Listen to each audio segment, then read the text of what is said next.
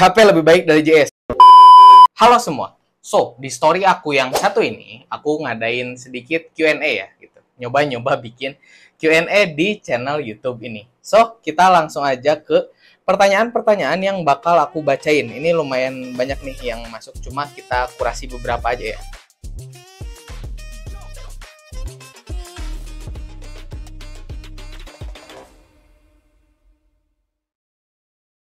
Oke, kita mulai dari yang pertama. Bang, stuck belajar full stack, kalau ada fitur baru itu pasti. Ini gimana sih logiknya? Gimana ya, Bang? Oke, mungkin maksud dari pertanyaan ini adalah ketika mau nambahin satu fitur baru, tapi malah stuck gitu ya pas lagi belajar.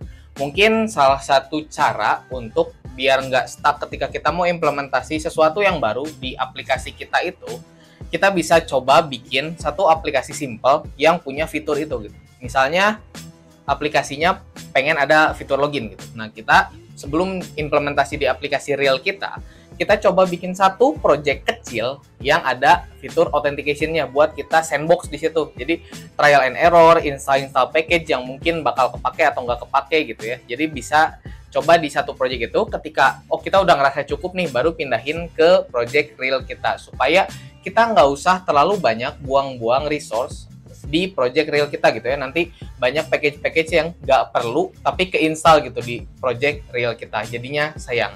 Pertanyaan kedua, prospek kerja programmer web atau mobile 3 tahun atau 4 tahun ke depan gimana? Masih SMK. Oke, sebenarnya basically web atau mobile app itu masih sangat diperlukan, apalagi di Indonesia gitu ya, yang mana instansi pemerintah kita ini senang banget gitu ya bikin aplikasi-aplikasi gitu. Layanan tertentu aplikasinya apa, layanan tertentu aplikasinya apa. So, menurutku demand-nya masih banyak. Dan juga kalau bicara soal website, semua company atau semua bisnis itu pasti perlu website agar terlihat profesional.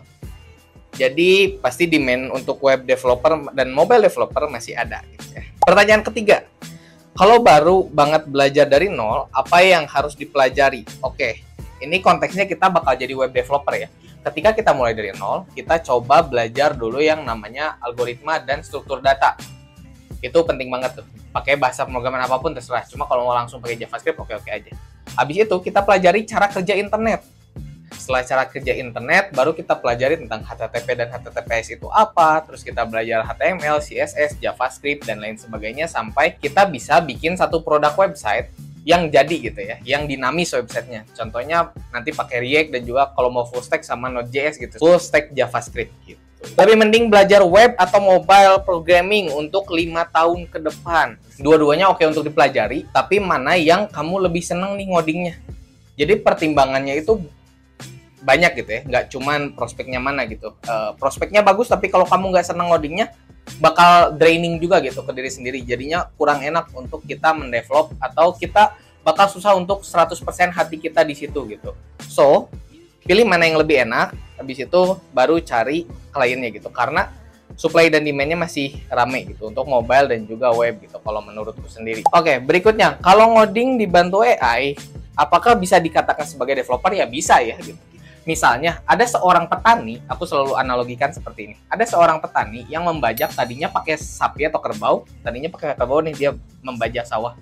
Sekarang dia membajak sawah pakai traktor. Apakah nama petani itu berubah jadi bukan petani? Tentu saja tidak gitu ya. Yang berbeda hanya tools-nya dan cara kerja si tools-nya gitu. Jadi dia mempercepat alur kerja kita. So, begitu juga dengan AI. Yang tadinya kita ngoding manual, sekarang kita ngoding dibantuin sama AI. Jadi, ada tools yang membantu, bukan tools yang kamu cuma copy paste gitu, comot codingan. Kalau kayak gitu ya kamu nggak akan ngerti juga esensi dari ngodingnya gitu. Nanti ketika fitur tersebut mau di-expand, dieskalasi, atau fitur tersebut mengalami bug, ketika kamu cuma sekedar asal aja tahu codingannya, nanti kamu nggak akan bisa benerin itu atau ngeperbaiki itu gitu. Jadi ketika kita pakai AI pun, apa yang kita kopikan kita harus paham juga gitu ya. Kita harus ngerti apa yang kita ketikkan dan apa yang kita masukkan ke codebase kita gitu. Apalagi kalau misalnya ada senior gitu kan, biasanya ada reviewnya gitu. PHP lebih baik dari JS. Oke, ini skip karena kita nggak bahas tech stack mana yang lebih baik ya. Sebenarnya kalau bicara lebih baik mana, dua-duanya juga baik gitu ya, asalkan menghasilkan gitu.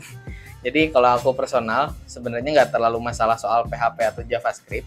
Cuman yang mana yang lebih menghasilkan aja gitu. Kalau di aku kebetulan JavaScript lebih menghasilkan untukku. Oke, next. Apakah ada infolocker? Ini banyak banget yang nanya infolocker. Aku bukan recruiter, teman-teman. Aku cuma seorang programmer biasa yang bekerja di sebuah perusahaan dan juga ngonten gitu. Kebetulan belum ada locker yang bisa aku share gitu ya. Kalau misalnya ada locker yang bisa aku share, pasti aku share kok di internet. Pertanyaan menarik. Gimana ngatasin grogi saat lamar kerja khususnya di FE? Oke, mungkin ini grogi saat interview langsung gitu ya, live coding interview misalnya. Ketika kita interview tapi diharusin buat ngoding di tempat gitu sambil share screen dan lain sebagainya. Cara untuk nggak grogi adalah terbiasa. Satu-satunya cara untuk nggak grogi adalah terbiasa. So, gimana caranya kamu terbiasa? Caranya kamu terbiasa adalah kamu sering latihan live interview. Misalnya kamu minta temanmu minta tolong dong jadi assessment live interview dan lain sebagainya, live coding interview, sorry. Nah, nanti kamu coba gitu, dia tanya-tanya kamu, terus dia suruh kamu ngoding ABC gitu. Awalnya mungkin kamu akan gugup dan ngerasa kocak juga gitu ya sama temen. Cuma kita coba bersikap agak profesional dan menganggap itu tuh beneran gitu. Jadi dari latihan itu kita bisa mendapatkan sesuatu gitu dan jadi lebih baik lagi makin waktunya gitu. Oke, next, Bang, spill project untuk para back-end. Mau ada company based project, oke. Untuk back-end mungkin coba bikin aplikasi atau API untuk minimal cuaca deh gitu. Setelah API cuaca mungkin bisa coba bikin chat app gitu ya. Teman-teman bikin chat app API gitu. Nanti tinggal si front-end-nya integrasi dengan itu. Itu contoh menurutku. Kalau anak sistem informasi biasanya kebanyakan role-nya apa ketika jadi programmer? Ini aku bingung juga ya.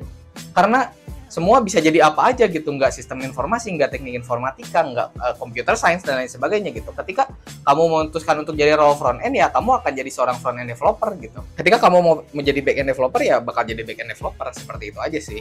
Jadi bukan tentang jurusannya apa, tapi tentang keahlian dan keinginanmu di bidang apa gitu.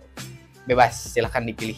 Oke, next, tips bikin fitur theme dong Bang, bukan yang like and dark aja. Masa iya dikondisiin satu tanpa bikin root. Tema biasanya like and dark kan. Kalau mau ada tema yang lain ya silahkan disesuaikan aja stylingnya gitu kalau di website ya. Oke, next question. Proses belajar bahasa pemrograman dari awal sampai sekarang berapa tahun? Proses aku belajar tuh kurang lebih dari 2018, dari mau masuk kuliah.